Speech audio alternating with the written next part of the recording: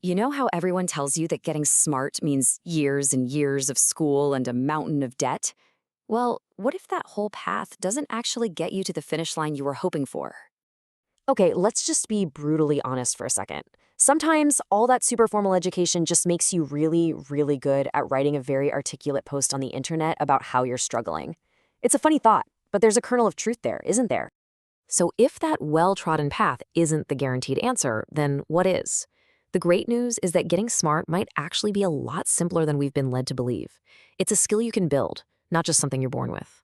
First things first, we gotta be on the same page. When people say, I wanna be smarter, they're not usually talking about bumping up their IQ score. Nope. What we want is way more practical than that. This is what we're really after. We want skills that actually pay the bills. We want to be the person who can figure stuff out when things go wrong. And yeah, let's admit it, we want to flex a little bit. We want to be able to hold our own in a conversation and feel like our ideas are actually heard and respected. You know the drill. You hop on Google, you type in how to get smart, and you get hit with this tidal wave of advice that sounds nice, but doesn't really do much. It's time we moved past those surface level hacks. Oh yeah, you've seen this list 1,000 times. Eat some blueberries, chug coffee, listen to a little Mozart. And look, all those things are probably good for you in general, but at some point you have to, well, actually learn something. Wild concept, I know. So if the hacks are just noise, what's the signal? Well, the real work, the foundation of it all, starts with reading.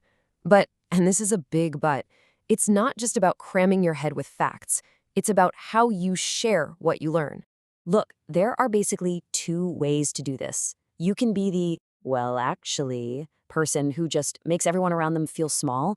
Nobody likes that person. Or you can be the person who brings others into your discovery. That's crazy, right? I was just reading about this. See the vibe shift? It's huge. And that is the absolute key. When you share knowledge in a way that lifts people up, they see you as smart, as someone they respect, not as that annoying know-it-all they want to avoid at parties. All right, so you're reading, you're taking in all this new information, awesome. But how do you keep it from going in one ear and right out the other? There's a fundamental rule your brain follows that changes everything. Your brain is a super efficient, but also kind of lazy survival machine. It's designed to save energy. So if you learn something new and then never ever use it, your brain literally flags that info as useless junk and throws it out to make room. Reading isn't enough. You have to apply it. Okay, but what if you can't just go and practice what you learned? Like, you read a chapter on rocket science. You can't just go build a rocket in your backyard. So what do? You practice it in your head. You visualize. Here's exactly how that works. Let's say you read how to jumpstart a car. You probably don't have two cars and jumper cables just lying around. So you close your eyes and you imagine it.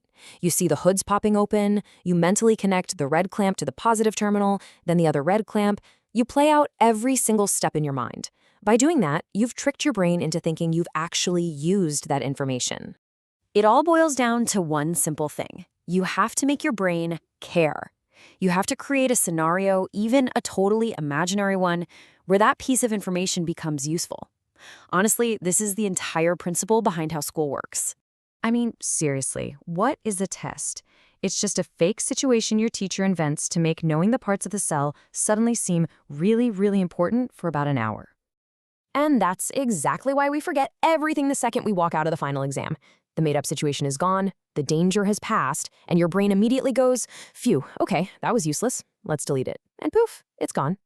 This is also why the best study methods aren't what you might think. It's not about rereading your notes 100 times or making beautiful mind maps. The science is clear. It's doing practice questions. Why? Because a practice question is a direct simulation of the event where you're going to need that knowledge, the test itself. And hey, if you don't have practice questions, just make your own stakes. Get a little dramatic with it. As this quote suggests, imagine you're in some wild, high-stakes movie scene.